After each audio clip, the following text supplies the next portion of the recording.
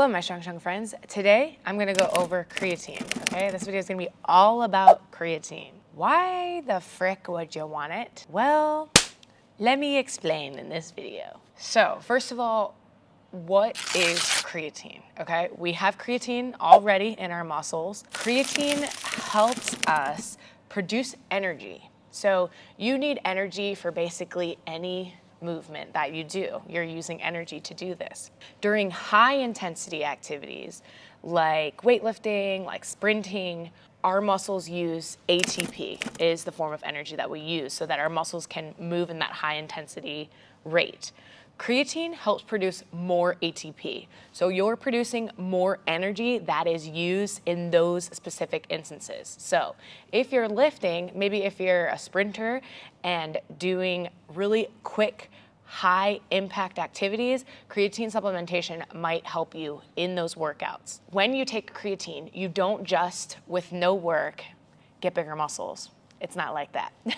You need to pair creatine supplementation with working out, with lifting, so that you're using that energy that it's producing. So over time, creatine really works because it produces more energy so that in a given session or in a given set even, you can get a couple more reps when you're using it regularly. Over weeks and weeks and months, maybe you get dozens of extra reps each session, and that over time is going to result in muscle gain, in strength gain.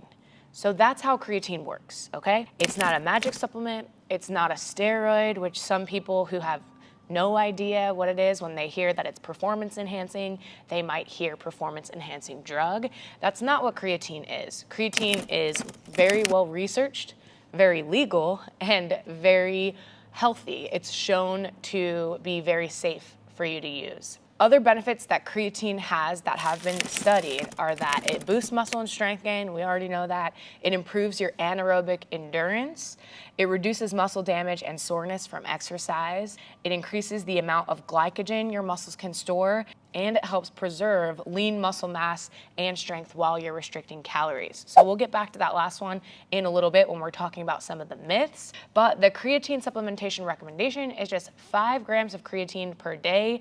Generally, if you're a rather large individual, then you might want to look into a higher dose of creatine supplementation. You do not need to load creatine. The way creatine works is that you need to saturate your stores of creatine. So it is something that you experience the benefit over time. Some people will take double, triple, even quadruple the recommended dose in order to load or saturate their creatine more quickly. But if you're using creatine over a long period of time, it doesn't really make sense to load and get there like 1 week faster when you're going to be taking it months and months at a time. It's not really shown that you need to cycle off of creatine, although sometimes people do that very often, but you're going to experience the benefit when you're taking it on a daily basis over a long period of time. We sometimes see companies pushing the loading phase so that you can take a lot of creatine when you're first getting started. But since loading creatine and taking quadruple the recommended dose could result in some gastrointestinal distress, we recommend against it. And also, we don't really find that it's necessary, and the research doesn't show that it's necessary, and it doesn't really give you too much of a benefit. As far as taking creatine for months and months at a time, there is no evidence that suggests short or long-term use of creatine up to like 30 grams a day for 5 years is what's been studied, has any negative effect on healthy individuals. Okay, we talked about how much creatine you should take. When should you take it? The most important factor with creatine, as we've already discussed, is just consistency. So it doesn't really matter what time of day you take it. You could take it at different times of the day. Just stay consistent. I do find that when I'm pairing my creatine with my pre-workout, which seems to make sense for a lot of people, I sometimes forget to take my creatine on rest days. So I have recently changed my creatine supplementation routine to be early in the day when I take a morning supplement, when I take my reds and greens, the first thing I drink in the morning. It is a better way to stack my creatine habit so that I don't forget on my rest days. Let's talk about some myths about creatine. We already touched on the idea that creatine is a steroid. That's a myth, okay? It's very safe, it's very legal, it's very shown to be effective. The shown to be effective part is where some of the benefits of creatine also overlap with the benefits of anabolic steroid use, or at least the reported effects of anabolic steroid use. So they do overlap. It is performance enhancing, but it is not an illegal thing. It's not an unsafe thing. It is shown scientifically to be really safe, and it's something that's already in the body. You're not giving yourself a foreign substance. Myth number 2, and sometimes people avoid taking creatine for this reason, is that they think it's going to lead to fat gain or some weight gain. And that is not shown in the research. Many people do report some bloating when they first start creatine, but that temporary water retention, first of all, doesn't happen to everyone, and also is something that could just be temporary. It doesn't mean that you're gaining weight. It doesn't mean that you're gaining fat. Lots of people wonder if they should lose weight before they start taking creatine, to which I would recommend, if you're on a fat loss or weight loss journey, and also pairing that journey with strength training and looking to still build some muscle and maybe gain some strength, regardless of what other tertiary or secondary goals you have, I would still use creatine, because it's going to mean that you train a little bit harder session to session. It's going to mean that you might be able to lift a little bit heavier session to session, which could result in some fat loss, could result in some weight loss if you're doing dietary things that help you get there and also staying in a caloric deficit. Next myth is that creatine supplementation is only for men. It's not a supplement that women should take, and this is completely false. So if you have any of the goals that I mentioned, building strength, maybe losing fat, gaining muscle, all of that stuff that we typically talk about on my channel, and if you're a woman or not a man, or you are a man, creatine supplementation is going to help you get there.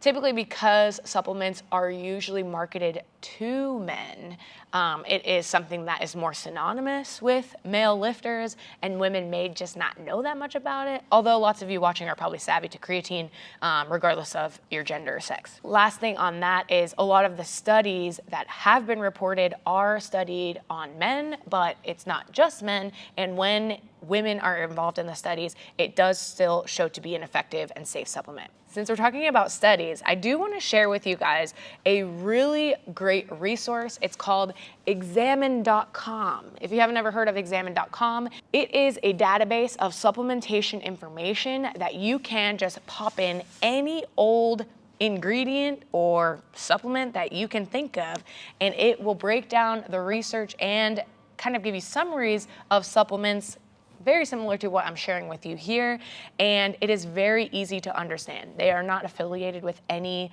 third party, any company. I love this website for just a quick refresher to break down the information. The science can be very dense and hard for the average person to understand, so this website is a godsend for us non-chemists, us non-scientists out there. The next myth is that creatine causes kidney problems. So to address this myth, first of all, it is false, but let's talk about creatinine. This is a metabolite of creatine, and it can be used as a marker that helps show us our kidney functioning. So excessive creatine use supplementation, which is far beyond the recommended dose, can potentially show an increase in creatinine, which could signal a false potential problem with the kidneys. Aside from those creatinine levels increasing, there's no evidence that creatine supplementation, again in those recommended doses, negatively impacts kidney health. However, if you're someone who has issues with your kidneys or has a medical condition that makes it so that you shouldn't supplement with something like creatine, then I would avoid it and also discuss something like this with your doctor. Obviously, that goes without saying. If you have any medical condition, then you should be discussing any supplementation and health and fitness regime with your doctor. There are several short and long-term clinical trials that assess the effects of creatine supplementation on kidney function, and they've been published showing that there are no adverse outcomes in healthy individuals without kidney problems. Now on to a couple of frequently asked questions that we get on the Buff Chick supplement side. First of all is, can I stack creatine with other supplements? So I mentioned already that that's what I do. I like to pair it with a supplement. Creatine usually comes in an unflavored monohydrate. So if you're shopping for creatine, I would look for a monohydrate. We also, since we realize maybe if you're not stacking this, we do have flavored options of creatine. Buff Chick currently has icy blue raz flavor and strawberry kiwi flavor. They are both delicious. They're a couple of our top flavors on the pre-workout and pump side, so we put them into a creatine so that you can stack it with pre or pump, or you can have it on its own. Some people do report some side effects with creatine use. Usually this is in the form of gastrointestinal issues. And again, unless you're loading creatine, you'll be less likely to experience those gastrointestinal issues. But sometimes people will report bloating, water retention. My biggest recommendation here is to make sure that you are drinking enough water with creatine use. Recently, I saw a TikTok where someone was just dry scooping creatine and then also saying that they didn't drink enough water to be able to continue their creatine use. And to me, that doesn't make any sense because you could just have the creatine with water right then and there. Anyway, I didn't understand it, but make sure that you're pairing creatine with water. I would recommend getting around 1 gallon a day if you can, especially if you're in the gym working out, which creatine supplementation should be paired with strength training. You do want to make sure that you're getting enough water and not being dehydrated. Thank you guys so much for watching our creatine Bible. I recommend, if you're looking for creatine, of course, Buff Chick Supplements has a couple of different options of flavored and non-flavored creatine. If you're shopping somewhere else, just look for a creatine monohydrate. That's what you want to look for. Make sure it's a creatine monohydrate is going to be the best option for you. My next recommendation is to look for a brand that is third-party tested, especially if you're an athlete, if you get drug tested at work or with anything else going on in your life. I don't know, I don't judge.